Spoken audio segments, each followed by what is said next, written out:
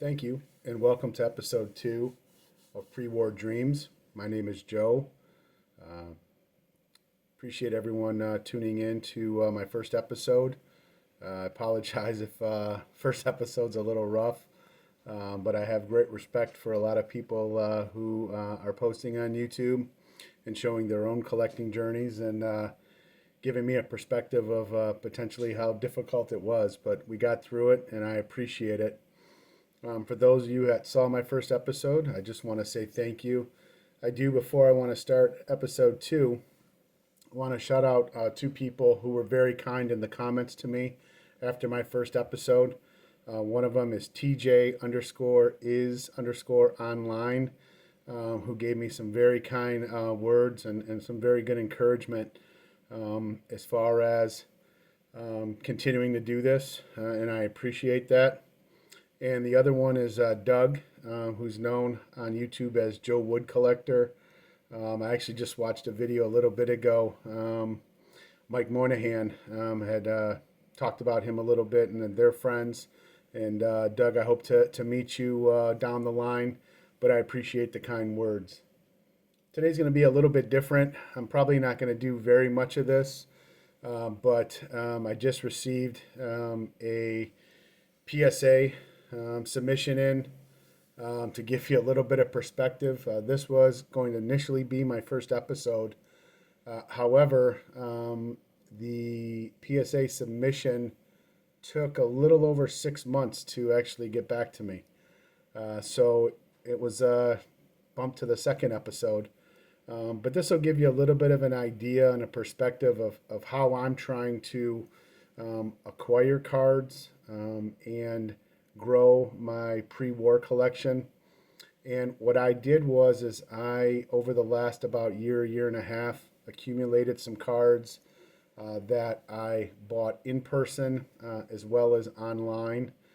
And I submitted those for PSA grading to hopefully trade and or sell down the line to help me with funding for the pre-war cards that I'd like to get and bring into my collection.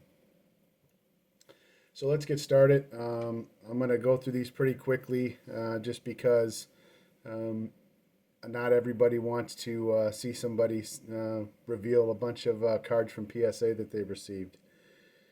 So what I tried to do is to attain cards that cost a little bit of a minimal price, to then grade them, to get them grade worthy, to then sell and or trade again to become part of my future and my forever collection as far as pre-war cards. This first card is a 1990 Fleer Larry Bird. As you can see, I got a PSA 7 on it. This is an interesting story. I actually was at a card show in November, and there was a gentleman there who were selling old wax packs. So I went with a couple of friends of mine. We bought a couple of packs, and I was able to pull this Larry Bird.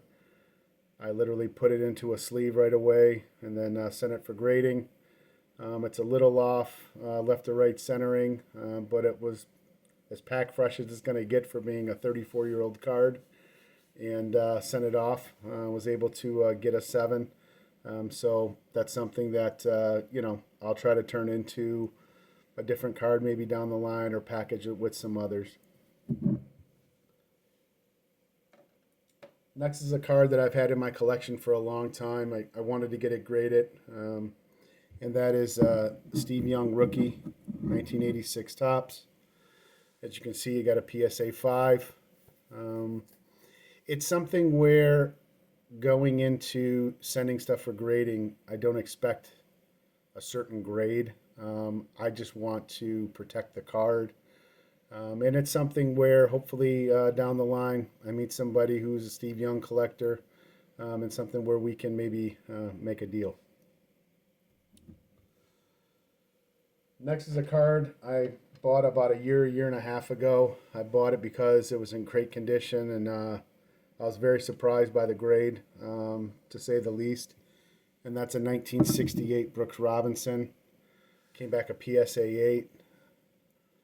I was very surprised that it got such a high grade, but very happy with it. It's a great looking card.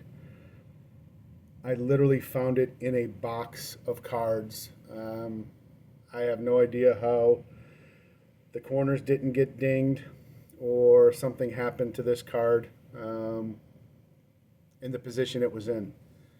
So I was very happy to acquire this, and obviously PSA 8 is a great grade for it. This next card isn't going anywhere in my collection. I bought this about a year ago. This is a notoriously difficult card to get graded, and that's the 1969 Joe Namath for a PSA 5. I've toyed with the idea of doing a mini Namath run. This was a card that I really liked.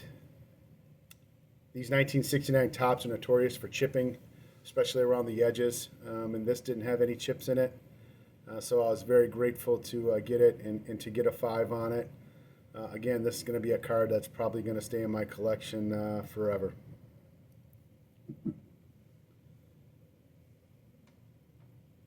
When I picked up the Brooks Robinson, I also picked up another card. This is a 1968 Harmon Killebrew. It only got a 1.5.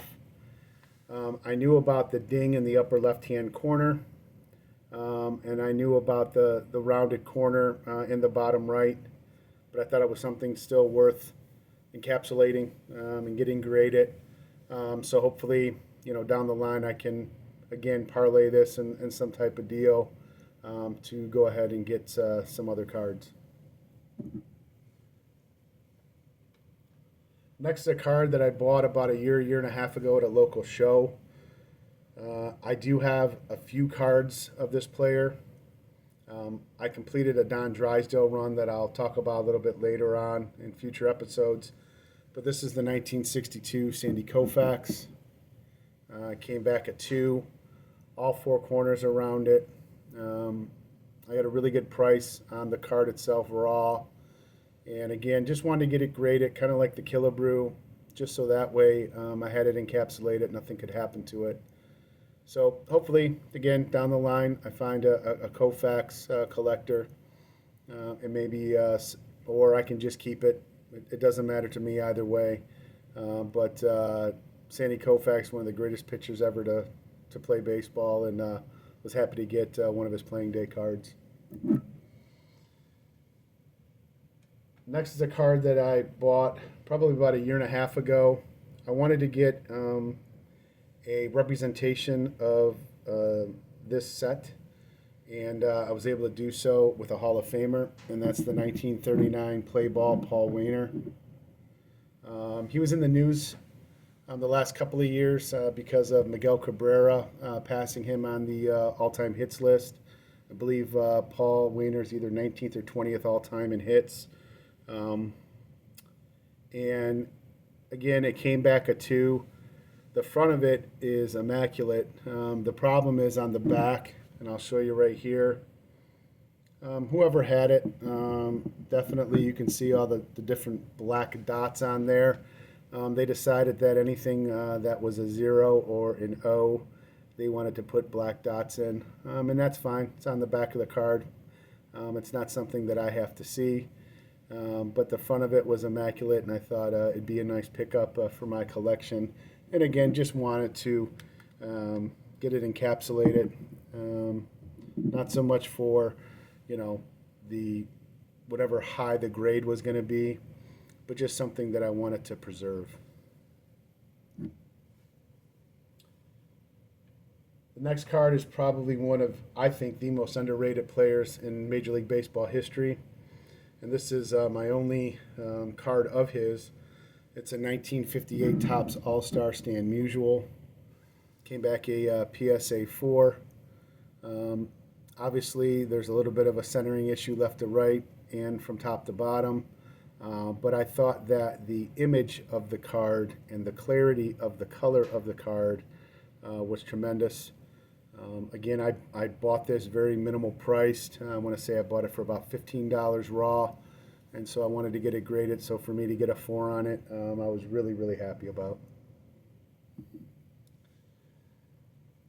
This next card I was a little nervous about. When I bought it, I knew that there were some flaws with it, especially in the upper left-hand corner, and I knew the centering was off.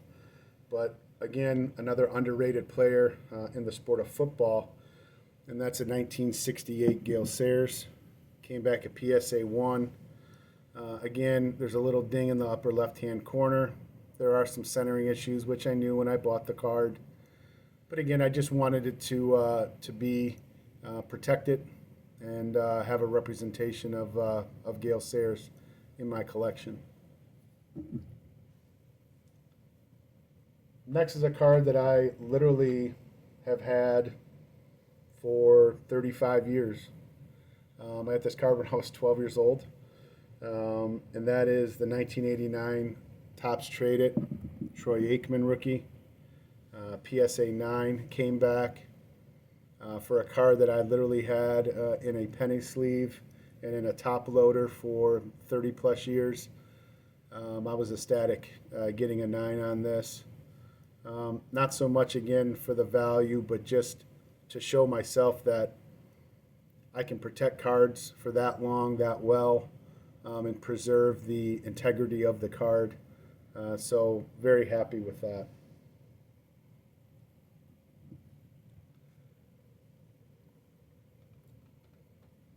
The next segment of cards that I want to show are some cards, but also something that I've got into in the last year or so. The first two are 1970 Topps, and these are both Elgin Baylor's. Hall of Fame player, fantastic player in his own right. I bought both of these raw. Again, paid a minimal amount of money for them. They both came back PSA 4s, which I was pretty happy about. Very good corners on them. There's a little bit of, I don't want to say a rough cut, because that would be a poor example of what I was trying to say. But there's a little bit of a cut you can see down here at the bottom. But both present really well, have pretty good registration. And, Elgin Baylor's probably one of the 10 or 12 greatest players of all time, and very happy to have these two in my collection. Again, with the Elgin Baylor, I probably down the line will end up trying to trade one of them to go after some other cards. Something I also got into a little bit was tickets. It's, I think, a growing part of the hobby. I think that there's not as much respect in some ways for tickets. There's a very good guy that I follow on Instagram named Mark Mader, who does a lot of stuff with tickets. So I was just very interested in it. This first ticket here, and you'll see a theme a little bit throughout the tickets. I love the Army-Navy game. I just think that is one of the most, just the coolest sports game that happens every year. This is a 1936 Army-Navy ticket. It came back a PSA 4, which I was very happy with. Again, I bought this online, so I wasn't in person to see it, but I thought that it came back a really nice ticket, a really nice representation of the ticket, and again, very happy to have this in my collection. This might be something, though, that as you see with some of the other tickets I'm going to show, I may move in the future to go after some other pieces of my collection.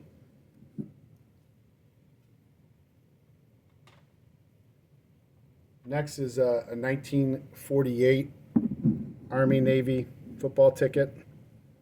This came back a PSA 2. As you can see, it's a little rough cut here on the edge from where they tore the stub. But overall, I thought it was pretty good. When I look at tickets, especially from this day and age, I just want to make sure there's no paper loss or anything on the front of the ticket. I know that there might be a crease here or there, but I just want to preserve the ticket and preserve the history of the ticket.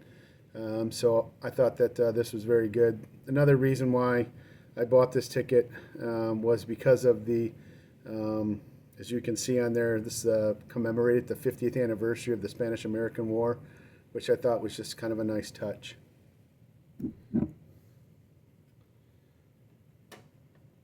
The next ticket is a 1955 Army-Navy ticket. I have to give PSA a little bit of credit here. They actually put the score of the game on here, and they've done it on all of the games.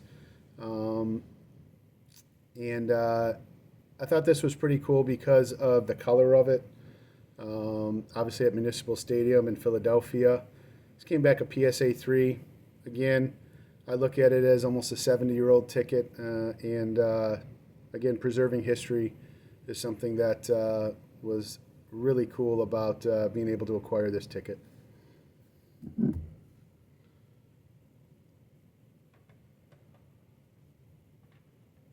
I also was able to acquire a 1956 ticket. The yellow on here is tremendous. This did come back altered. I think because, as you can see along the edge here, I believe this was trimmed and cut with some scissors. But that's okay. You know, it is what it is. But again, I love the color. I love the big, bold Army-Navy on the right side.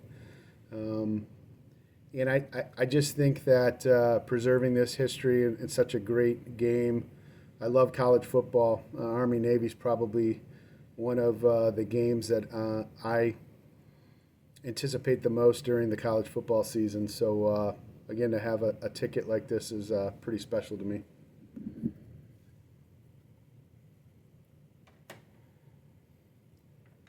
This 1957 ticket is very similar to the 55 I just showed. Again, you can see the rip here along the side, but great color, great registration on the ticket. The red and the blue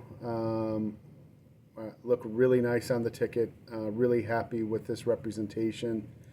And it's something where when you put in a ticket, you never expect this massive, massive grade. And it's something where I knew that, you know, you take a chance on, but it's worth it.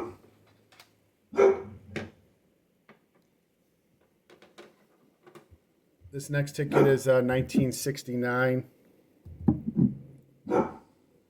This is Army-Navy as well. As you can see, they kind of got with the times a little bit more of a picture here, not just artwork. Again, really nice representation of the ticket with the blue and the gold. And I think that it was a really nice job with it.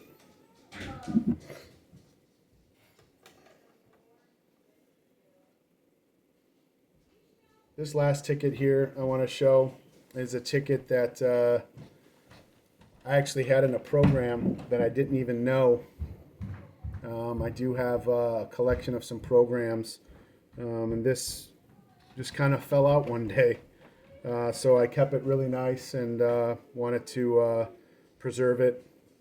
And this is the 1971 All-Star Game ticket, Tiger Stadium. This is famous for Reggie Jackson hitting the transformer. I saw a YouTube video a little while back saying that there were more Hall of Famers in this All-Star Game, I believe, than any All-Star Game played. This was as crisp almost as when the ticket was made. It preserved very nicely. This was one of the main things that I wanted to definitely have PSA grade, and really cherished part of my collection. The color on it's great. Obviously, being able to see Tiger Stadium, it's fantastic. And just thought that it was a really nice ticket. As you can see, Frank Robinson was the MVP. So really nice piece in addition to my collection.